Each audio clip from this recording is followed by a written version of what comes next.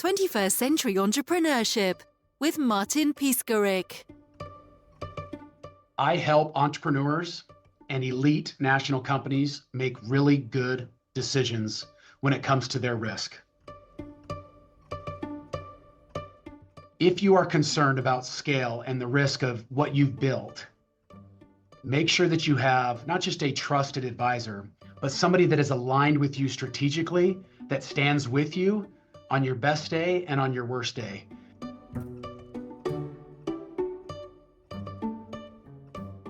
And that's what we try to do for our clients. And I just love the entrepreneur mind and how they think. And it's just been a blast to serve them and be a part of their growth.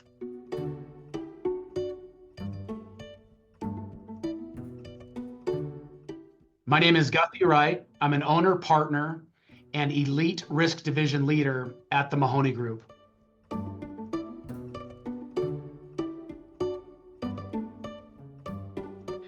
I try to redefine excellence in sales by adding value, and I advise large companies in scale mode, and look forward to spending some time with you.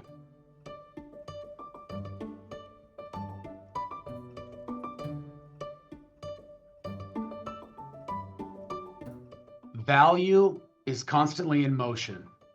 I like to ask my clients or my friends, what would you value more? A briefcase full of cash or a briefcase full of a bottle of water? And the answer, people typically say cash. But what if you're in the desert for 7 days? Now what's more valuable to you? And so a lot of times we don't realize that value is not static. It's not a title, it's not a slide deck. And so the value that you can provide to people is massive. I'm in the insurance business, and so I have to work with a lot of people where they're not considering their worst day. I have to consider that for them. They're trying to consider price a lot. And I constantly try to evaluate, okay, on their worst day, how is this going to respond? And on their best day, how is this going to respond? And ultimately try to deploy the value to them in every aspect.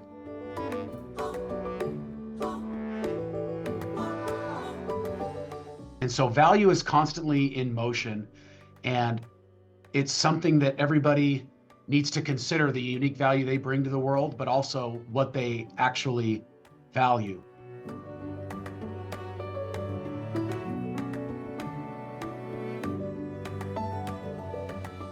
If I come to a friend and I say, I have amazing Game 7 tickets to the Lakers game, will you go? And if they say, well, I'm having dinner with my daughter, but I'll just push that to the next day.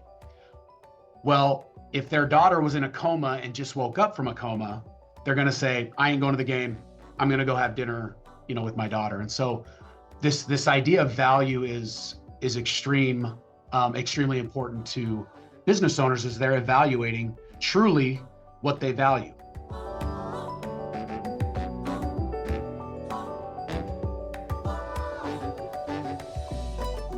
I'm excited to launch a book in September called Decision Velocity. And the thesis of this book is it explains why decisions stall even when value is clear. I've been in high stakes negotiation and sales and complex consulting for almost 20 years. There are times that I have saved clients over $1 million and they still couldn't make a decision and come with our group. There are times where the value was so clear to me and I couldn't understand why there was no movement. And the answer to that question is emotional friction.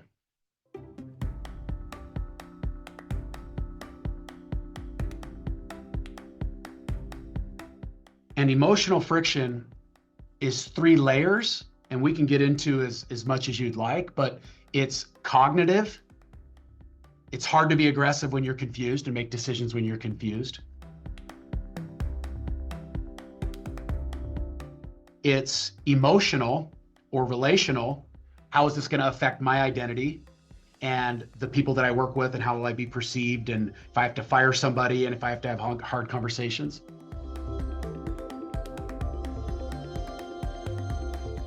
And then it's directional, which is I don't know if I'm making the right decision. Buyer's regret is a real thing, and people are not afraid to make decisions. They're afraid to make the wrong ones.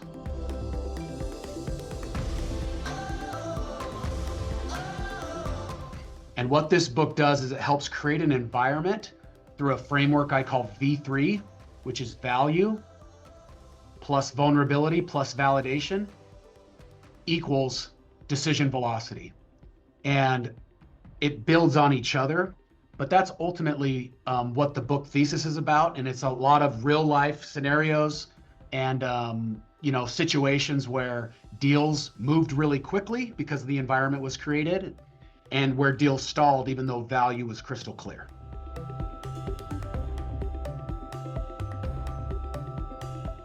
Before every meeting I have with a potential client, I have to tell myself, because I'm very ambitious and I have goals and things that I want to achieve, but I have to tell myself, I'm here to provide value. I'm here to solve problems. And if they don't go with me, at least I met another human today, and I'm here to just provide value. If I care more about my individual commission than I do about their individual decision or business, I'm not my most effective. You're never going to be elite in decision making or help guiding decisions if you're desperate.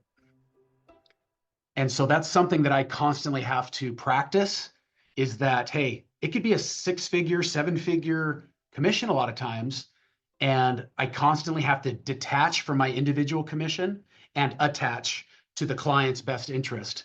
And when you do that, a funny thing happens. You win more deals, because it helps when value is clear and now you have some psychological safety created through some vulnerability. Then you can really start helping the business owner make really good decisions. Because I learned early on, I had an experience where I had a prospect call me and they said, we are closing on a property in Florida, $50 million high-rise condo. In 5 days, our person really messed it up. Can you help us? And I thought, I can help you, but if I'm going to drop everything, and if my underwriters are going to drop everything, and we're going to put together this high-performing team in the next 5 days, I need to know everything. There can be zero secrets between us, and I need to know everything. And what ended up happening was it allowed me and my team to do our best work, because that trust and that psychological safety that flow was just massive between us.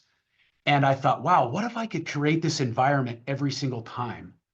How do I do that? And that's where this, framework was born, in helping business owners make really, really good decisions. And I give them what I would do if I was them, even if they don't go with me. And that value is really, really important, and it provides a lot of safety for them to make a clean decision.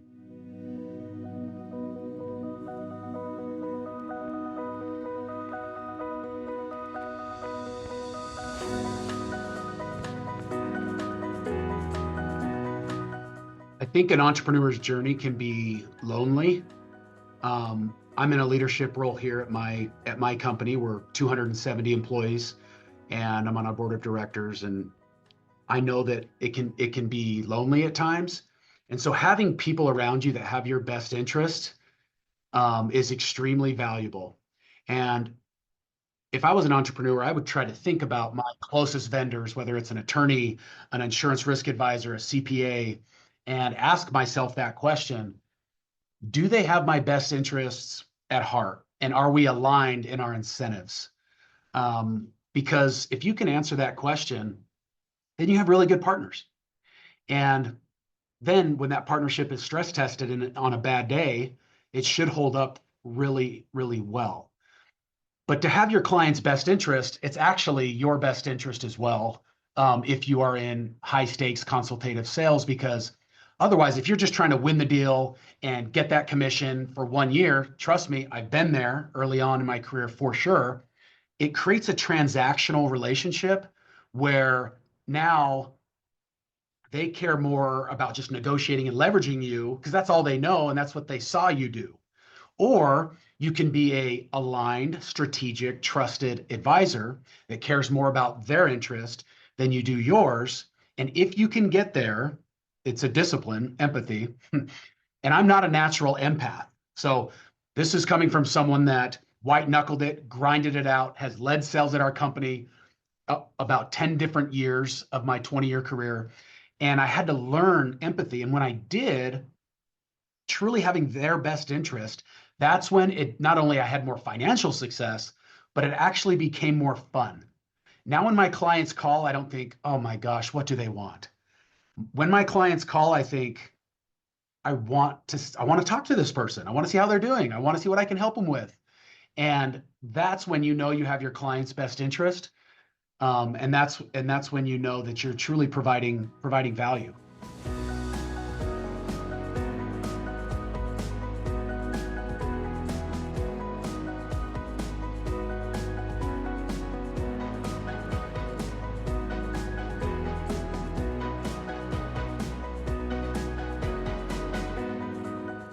We look at insurance as a value lever to pull in your business.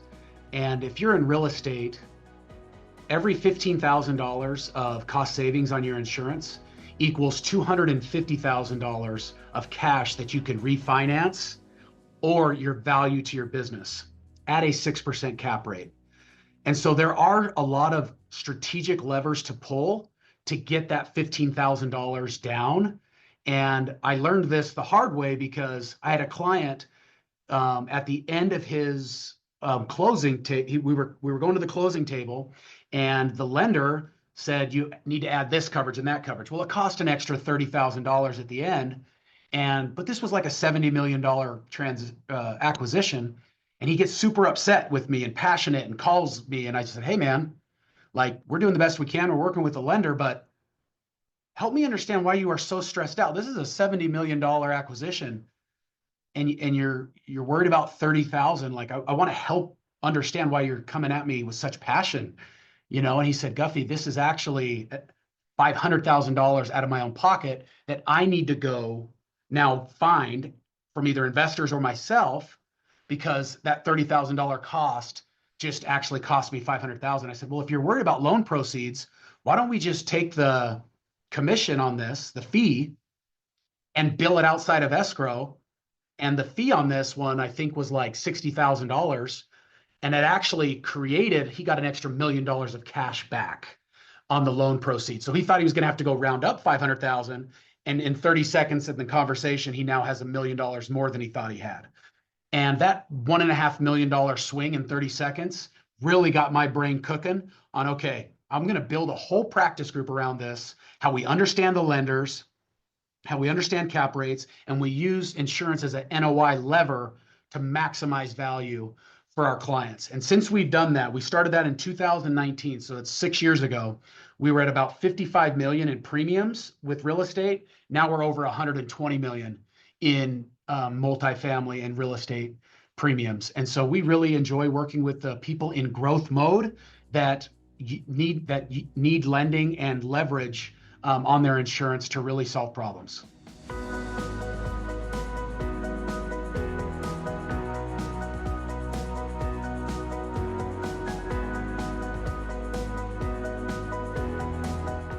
I think stagnation is worse than failure because failure has a villain and can give you clarity, where stagnation gives you confusion. Stagnation, you start blaming others. And one thing I've never heard somebody blame is performance. They never say, it's performance's fault of why I performed that way, right? And I think there's a direct correlation between doing business transactionally, and remaining stagnant. And a lot of people in business, and me personally, my business stayed the same for 4 years in a row. And that was really hard for me because I've been setting goals since I was 10 years old. and achieving them and driving and doing all those things. And so when I was flat for 4 years in a row, it really messed with my identity. And I reached an inflection point, which I define as my current identity no longer served my future goals. But I couldn't figure out what I was doing wrong because I was stagnant. It wasn't until I had some true failure in trying some things that I got clarity and thought, okay, I now have what I need to design my future. And the first thing that I had to design, the first things I had to do, and every entrepreneur needs to do this, I don't care what business you're in or sales or what. The first thing you have to do is not add. You have to stop doing something you're currently doing. There is something you're doing that you have to just take away or give up. And when you do that, it creates a massive signal, to you and to others that you are now committed to your future, because you're not committed. You don't know what you're committed to by what you say yes to. You know what you're committed to by what you say no to. And as soon as you do that, that's when you can start getting out of stagnation and seeing clearly and seeing where the failure is. And so I'm at war all the time with stagnation. It really messed with me and created a lot of problems for me. But it was really because I couldn't see clearly. I was doing things wrong because I kept adding. And you get to a point where it just becomes miserable. You're successful, but then you don't have really good relationships, and then you're miserable and you can't understand why, and why don't people care as much as you, and this, and it's like, hold on, time out, take a breath. What are you going to remove? Give something up. And it could be small accounts. It could be the type of vendors you're working with. It could be if you own the business, you maybe need to hire an executive assistant. It could be whatever you're doing. There is one or two things you're doing right now in your life that if you truly want to transform, go from transactional to transformational, and you're in that stagnation mode, you have to give something up or it will not work. And whatever that thing is, totally up to you. I'm not here to tell you what that thing is. What I am here to do is help you manage your risk potentially and look at your business a little different. But that's something that I think is important, and I would spend a lot of time on if I was an entrepreneur. Where am I stagnant in my thinking, in my health, in my business, in my relationships? And typically the answer, before you add anything, give something up. That's where I would start.